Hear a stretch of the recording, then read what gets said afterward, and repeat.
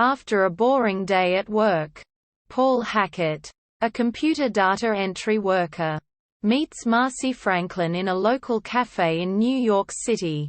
Marcy tells him that she is living with a sculptor named Kiki Bridges, who makes and sells plaster of Paris paperweights resembling cream cheese bagels, and leaves him her number. Later in the night, after calling the number under the pretense of buying a paperweight, Paul takes a cab to the apartment. On the way, his $20 bill is blown out the window of the cab, leaving him with only some change, much to the incredulity of the cab driver. At the apartment, Paul meets Kiki, who is working on a sculpture of a cowering screaming man reminiscent of Edward Munch's The Scream. Paul comes across several pieces of evidence throughout the visit that imply Marcy is disfigured, from burns which, along with Marcy's increasingly strange behavior, led him to slip out of the apartment abruptly. Paul attempts to go home by subway, but the fare has increased at the stroke of midnight. He goes to a bar where Julie, a waitress, immediately becomes enamored with him. At the bar, Paul learns that there has been a string of burglaries in the neighborhood. The bartender, Tom Shaw, offers to give Paul money for a subway token, but he is unable to open the cash register. They exchange keys so Paul can go to Tom's place to fetch the cash register key. Afterward, Paul spots two burglars, Neil and Pepe, with Kiki's man sculpture. After he confronts them, they flee, dropping the sculpture in the process. When Paul returns the sculpture to Kiki in Marcy's apartment, Kiki encourages him to apologize to Marcy. However, when he attempts to do so, he discovers Marcy has committed suicide. Kiki and a man named Horst have already left to go to a place called Club Berlin. Paul reports Marcy's death before remembering he was supposed to return Tom's keys. Paul attempts to return to Tom's bar, but it is locked with a sign indicating that Tom will be back in half an hour.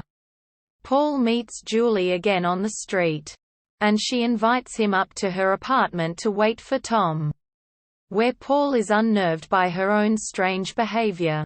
He then returns to Tom's bar only for Tom to get a call informing him of the death of Marcy, who was his girlfriend. Paul decides to return to Julie's apartment, where she begins to sketch his portrait while they talk. Ultimately, Paul rejects Julie's advances and leaves, in search of Kiki and Horst to inform them of Marcy's suicide. He goes to Club Berlin, where a group of punks attempt to shave his head into a mohawk. Narrowly escaping, Paul meets an ice cream truck driver named Gail, who eventually mistakes him for the burglar plaguing the neighborhood, and she and a mob of local residents relentlessly pursue him. When Paul meets a man and asks for help, the man assumes that he is looking for a gay hookup. Paul finds Tom again, but the mob, with the assistance of Julie, Gail, and Gail's Mr. Softy truck, pursues Paul. Paul discovers that as payback for rejecting her, Julie used his image in a wanted poster that names him as the burglar. He ultimately seeks refuge back at Club Berlin just as it is about to close for the night.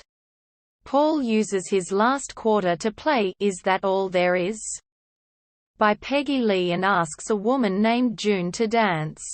Paul explains he is being pursued and June, also a sculptor who lives in the club's basement, offers to help him. When Paul is inadvertently doused in plaster stored in her studio, June protects him by applying swaths of paper maché all over his head and body in order to disguise him as a sculpture while the mob searches the club for him.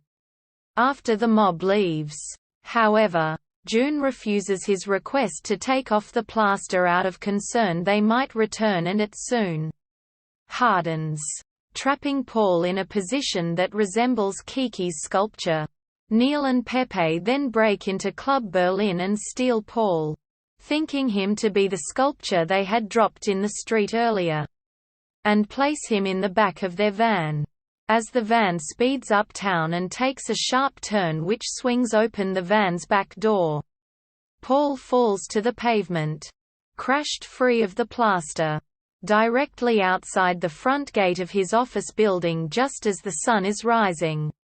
Paul brushes himself off and goes to his desk where his computer screen greets him good morning. Bringing the film full circle,